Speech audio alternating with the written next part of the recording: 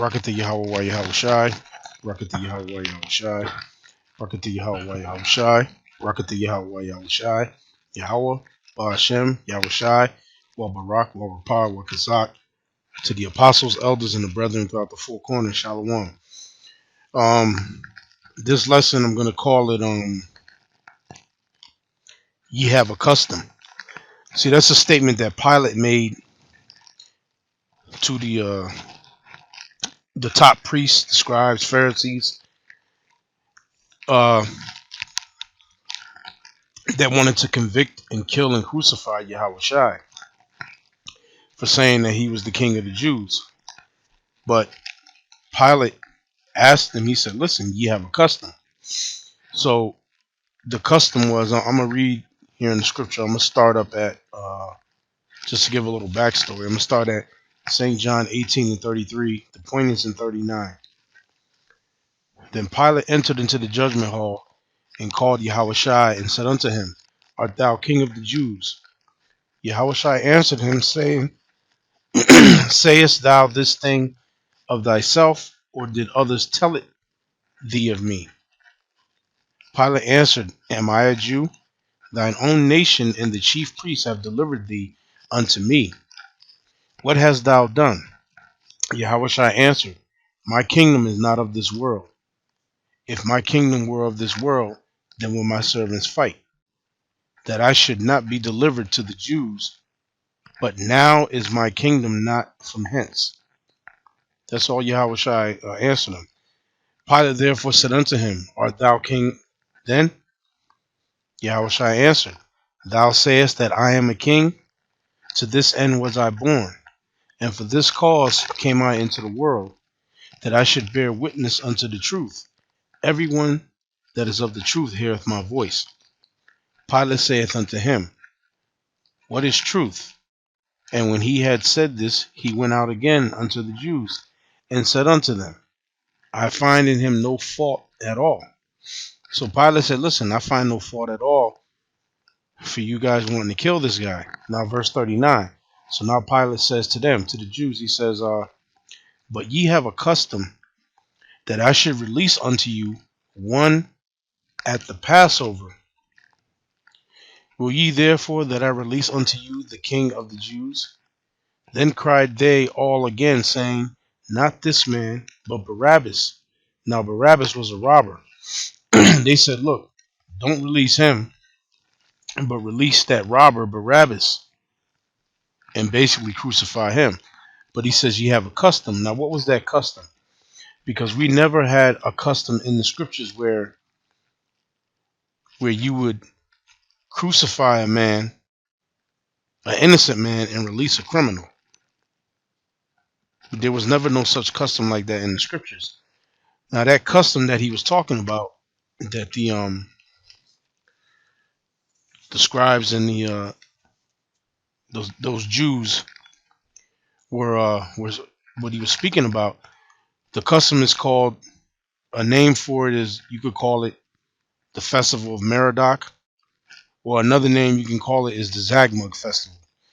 Now I'm gonna read a little bit about the Zagmug Festival here. Okay, it says Zagmug, which literally means beginning of the year, is a Mesopotamian festival. The new year, the feast fell in December and lasted about 12 days. That's where you get the 12 days of Christmas. It celebrates the triumph of Marduk, the patron deity of Babylon, over the forces of chaos, symbolized in the latter times by Tiamat. The battle between Marduk and chaos lasts 12 days, as does the festival of Zagmuk. In Uruk, the festival was associated with the god An, the Sumerian god of the night sky. Both are essentially equivalent in all aspects to the Akkadian Akitu festival. In some variations, Marduk is slain by Tiamat on the winter solstice and resurrected on the vernal equinox. In Babylon, the battle acted out at the royal court, with the king playing Marduk and his son Rescuer as Nabu, the god of writing. Once freed from the powers of the underworld, the king would enact the rite of Eros Gamos on the 10th day of the ceremony. During this rite, The king, or En, as he was known in Sumer, will perform sexual intercourse with his spouse, normally a high priestess, who had been chosen from among the Nadilim, a special class of priestesses who had taken a vow, not of celibacy precisely, but of a refusal to bear children. The high priestess was known as the Entu, and her ritual act of intercourse with the king was thought to regenerate the cosmos through the reenactment of primordial coupling of the cosmic parents An and Ki, who had brought the world into being. Now, notice it said about the priestess who swore a act of celibacy. Where do you think you get these nuns from? That goes back to ancient Babylon, and it's dealing with Merodach. So these nuns that they take this vow to not give up none to anybody else, but you know what? Them priests in the Roman Catholic Church, they popping them chicks. I've heard stories of how they those nuns will get pregnant and they take the babies and basically they sacrifice the babies. They're in the Roman Catholic Church, but it's kept on the hush. So those nuns, really, it goes back to ancient Babylon, where you have these women take an oath of celibacy, but really they're having sex with the priests. They're not having sex with regular guys outside of that Babylonian order. So that's what it really goes back to. But anyway, going back here, the high priestess was known as Entu, and her ritual act of intercourse with the king was thought to regenerate the cosmos through a reenactment of the primordial coupling of the cosmic parents. So, in other words, there goes your Big Bang Theory. Regenerate the cosmos through what? Primordial coupling, having sex. So they have sex, and then everything is regenerated in the cosmos. So you see where the Big Bang Theory goes back to? That's another aspect right there. It says, who brought the world into being at the dawn of time. If an eclipse of the sun fell on any of the 12 days of the ceremony, a substitute for king was put in his place, since it was thought that any evils which might have befallen the king would accrue to the substitute instead. On the last day of the festival, the king was slain so that he could battle at Marduk's side. To spare their king, Mesopotamians often utilized a mock king played by a criminal who was anointed as king before the start of Zagma and killed on the last day. And that's what he meant here when he said in John 18:39, but ye have a custom that I should release unto you one at the Passover. Will ye therefore that I release unto you the King of the Jews? That's what he was talking about. Now I'm going to read some more about it in this book called 4,000 Years of Christmas. And it speaks about it here because this is what was going on in Mesopotamia. They were worshiping Merodach. Merodach was the patron deity of Babylon. He's mentioned in the Epics of Gilgamesh, and he's mentioned in the Enuma Elish. And like we read there at that little brief thing in Wikipedia about the Zagmuk festival, it may mention the Tiamat, the goddess Tiamat, which is, mentioned with Merodach in the Epics of Gilgamesh and the Enuma Elish. Pardon me. All right, but now I'm going to go here and read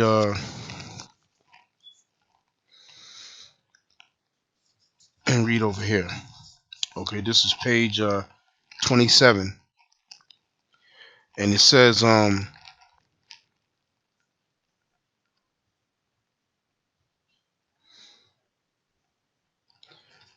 gonna start here. But in the present story, we are concerned rather with what happened to the Babylonian king in his crisis when the world was dying. The New Year's festival lasted 12 days, like we read, as our Christmas season is supposed to do, In it, the king repaired to Marduk's temple, to the court of the gods. The chief priest stripped from him his insignia of rank. Thus dispossessed of his power, he knelt before Marduk's image and swore that he had done nothing against the god's will. The chief priest, now speaking for Marduk, said comforting words, and in the name of the god, he reinvested the king in token that the kingdom was restored to him by the grace of God. Now it says, a very important part of the festival was the recitation of the creation epic, the drama that reenacted the creation of the world and its order by Marduk. There was also a darker side to the ceremony. In theory, the king must die at the end of the year. He should then accompany Marduk into the underworld and battle at his side, while a new king took his place on earth. But here enters the idea of a substitute or mock king, which saved the life of the real king. A criminal, real or fancied, was dressed in royal garb. He was given all the homage and indulgence that is the king's right, while the people about him held celebration. But soon his mock reign was over. He was stripped of his kingly trappings and slain in the place of the real king. At last, as the festival went on, came the moment when Marduk began to prevail. The people who had been supporting and encouraging him in the battle turned to rejoicing. They joined procession of masquerades. They drew wagons down the great avenue. They launched regattas on the Euphrates with sham battles, and they were sometimes very realistic to symbolize the fight of the gods' forces with the dark powers of the deep. So basically, when the king was slain, he was supposed to battle at the side of Marduk in the underworld, and then 3 days later, Marduk would rise again, so to speak. So that's pretty much what that whole situation was dealing with. But these Israelites here in the book of John, this is what they were following. This is the tradition that they were keeping. They were keeping the tradition of Merodach or Marduk, which later became known as the Zagmug Festival. Now, the name Marduk appears in the Bible. It appears once in Jeremiah, the 50th chapter, and then it appears in Isaiah, I believe, and I think also in an it appears the name appears also in another part in the scriptures, um, in Isaiah, and it appears in I believe in Jeremiah. Now, and when the name Marduk appears in Jeremiah, let me get Jeremiah. Let me get Jeremiah the 50th chapter. In Jeremiah the 50th chapter, when you see the name, if you happen to go research it, and if you see the name, let me see Jeremiah 50. And here you're going to see it says, "Declare ye among the nations and publish and set up a standard, publish and conceal not. Say, Babylon is taken, Bel is confounded, Merodach is broken in pieces, her idols are confounded, her images are broken in pieces." This is talking about the resident god Merodach. Another name is Murdoch or Marduk. That name Merodach. Merodach was the patron deity of Babylon. Okay, he was the, if you want to say, the number one deity in ancient Babylon. Let me read a little something about the word patron. He was the patron deity of Babylon. It says here in the definition, patron.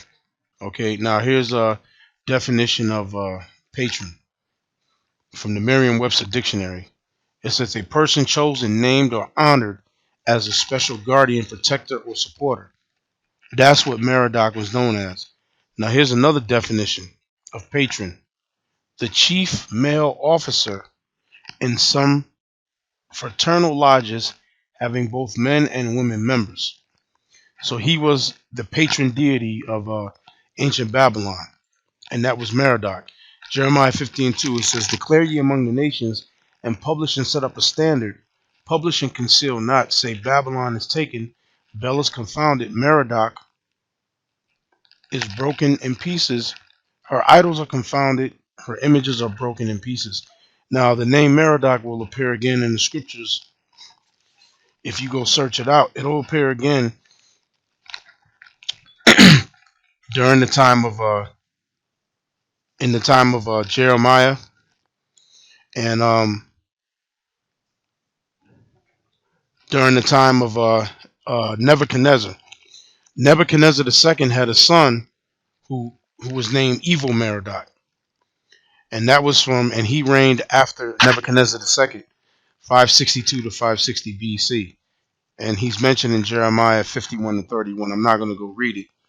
Then, during the time of when Israel separated from the Assyrians and Israel came over here to the Americas, there was another man named Merodach Baladan, and he reigned around the time in Babylon around the time of 722 to 710 BC. Now this was before Nebuchadnezzar and before the time of Evil Merodach.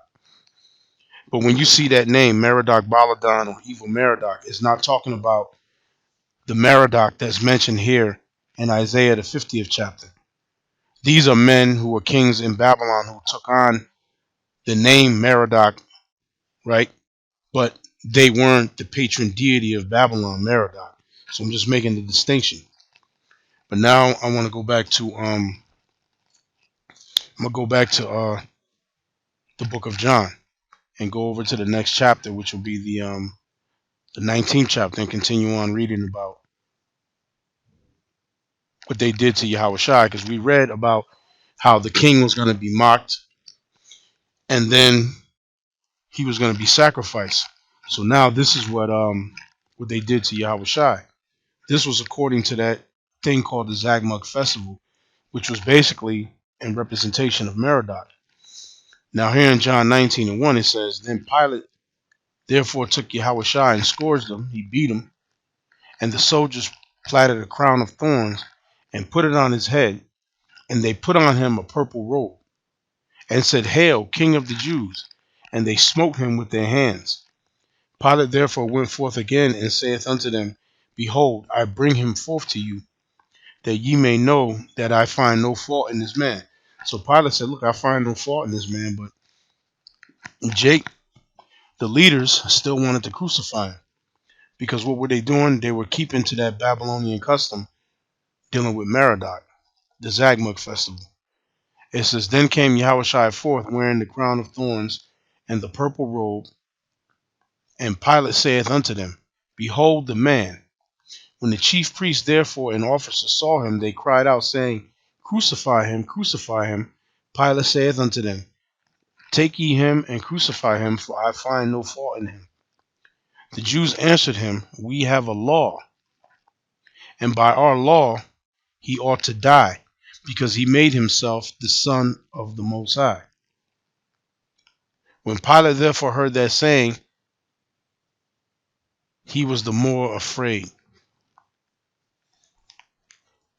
and went again into the judgment hall, and saith unto Yahushua, Whence art thou? But Yahushua gave him no answer. Then saith Pilate unto him, Speakest thou not unto me? Knowest thou not that I have power to crucify thee, and have power to release thee? And Yahushua answered, Thou couldst have no power at all against me, except it were given thee from above. Therefore he that delivered me unto thee hath the greater sin. And thenceforth Pilate sought to release him, but the Jews cried out, saying, If thou let this man go, thou art not Caesar's friend. Whosoever maketh himself a king speaketh against Caesar. See, so that's what Jake was doing. When Pilate said to him, "Ye have a custom," that was the custom of having the mock king, because it was a representation of Merodach. So I'm going to go back and read a little bit more of the story here. that's dealing with the Zagmuk festival. I'm gonna read back here in the book of 4,000 Years of Christmas, because we read about what they did, how they mocked him. They put a robe on him. They put a crown of thorns on him. They beat him. They scourged him. Now it says, page 29 in the book of 4,000 Years of Christmas. It says, this was Zagmuk festival. Another which both Persians and Babylonians celebrated was called the Sakeah. At this time, the masters and slaves exchanged places. The slaves commanded, the masters obeyed. One slave was chosen to be head of the household, and everyone paid homage to him. The king's household celebrated on a larger and more intense scale, naturally, for the king stood for the nation. Two criminals who had been condemned to death were selected. One was set free. Remember, they said, give us Barabbas and crucify Yahushua. Remember that. Two criminals who had been condemned to death were selected. Yahushua wasn't a criminal, but Barabbas was. One was set free, the other was dressed in royal clothes and constituted the make-believe king. The people paid him a mock homage, indulged his every whim, but at last they stripped him and scourged him and led him away to be crucified or hanged or beheaded. And that's the Zagmuk festival right there. So that's what we read here when we read John the 19th chapter about what they did to Yahushua. I'm gonna go back up here to the top, John 19:1. Then Pilate therefore took Yahushua and scourged him, and the soldiers platted a crown of thorns and put it on his head, and they put on him a purple robe, and said, Hail, King of the Jews! They smote him with their hands. So this is what they did to him. And the Jews, our people, those Israelites, they was behind this whole thing that happened to Yahushua. I'm going to read on down. I'm going to read the 6th verse. When the chief priests, therefore, and officers saw him, they cried out, saying, Crucify him, crucify him. Pilate saith unto them, Take him and crucify him, for I find no fault in him. So this that happened to Yahushua, right, which was on the Passover, by the way, when this happened, was according to the custom of the Zagmuk festival, which is dealing with Merodach. So that shows that our people were doing what? They were following Babylonian customs and Babylonian traditions, even though they knew that they were Israelites, even though they called on the name of the Most High, they read the Torah, they read the law, they were still following Babylonian customs and worshiping Babylonian deities. That's what our people was doing. Now the only time we had something in the scriptures where someone would be slain and then another person would be let go free, and it wasn't actually a person. It was during the Day of Atonement, which was the sin offering that when Aaron gave the sin offering, and that's in Leviticus the 16th chapter, right? In Leviticus the 16th chapter, it's the scapegoat offering. Okay, one goat was taken and sacrificed, and the other goat, Aaron would put his hand on him and pronounce all the sins of Israel on that goat, and then let that goat run off into the wilderness. That was the scapegoat. And that was during the Day of Atonement, is when that particular the sin offering took place. That was on the Day of Atonement. But there was never no situation where you would take two men and pronounce one as a king, let the other one go, and then you crucify and you kill the other one. We have no custom like that. There's no such custom like that in the scriptures, and that's why when Yahushua makes his second return, he's gonna kill a lot of you wicked Israelites. A lot of you wicked Israelites are gonna die. And as a matter of fact, and during the time of Ezekiel, Israel was worshiping Babylonian gods. This goes far back. This is not something that just newly happened in the time of Yahushua. This goes far back. Let me see if I can pull up the scripture Ezekiel. Now in the book of Ezekiel, if we go here to the book of Ezekiel, bear with me one moment.